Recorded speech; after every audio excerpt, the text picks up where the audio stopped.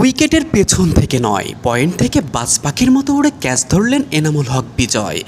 দৃষ্টিনন্দন সেই ক্যাচ দেখে দলের অন্য সতীর্থরাও ছুটে এলেন। মুসাদ্দেক তো খুশিতে বিজয়ের ক্যাচ ধরার স্টাইল নিজেই করে দেখালেন।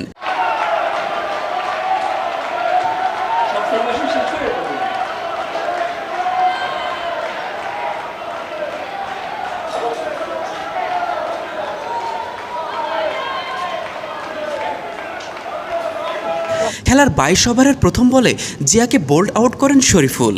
ওভারের শেষ বলে ইয়াসির আলী রাব্বি পয়েন্টে বল বের করতে চাইলে বিজয়ের জন্য সেটি সম্ভব হয়নি। বাজ পাখির মতো উড়ে ক্যাচ ধরে রাব্বিকে সাজঘরে পাঠিয়ে দিলেন। এদিন টসে হেরে আগে ব্যাটিং করতে নামে শেখ জামাল। টস হারায় যেন তাদের বড় কাল হয়ে দাঁড়ায়। 9টায় ব্যাটিং করতে নেমে 11টার মধ্যে অল আউট। মাত্র 22 ওভার 4 বল উইকেটে দাঁড়াতে পারলেন জামালের ব্যাটাররা। সাকিব ছাড়া শেখ জামাল যেন বড্ড অসহায়। মাত্র 88 রানে অল আউট। ভাবা যায় এই দিন শরীফুল তাসকিনের সামনে যেন মুখ থুবড়ে পড়ল সুহানরা। শেখ জামাল ব্যাটারদের উইকেট একের পর এক ভাঙলেন শরীফুল তাসকিন। শরীফুল 7 ওভারে 35 রানে নেন 4 উইকেট। অন্যদিকে তাসকিন 5 ওভারে 16 রানে নেন 2 উইকেট। মেজবা মিলন, ডেইলি ক্রিকেট।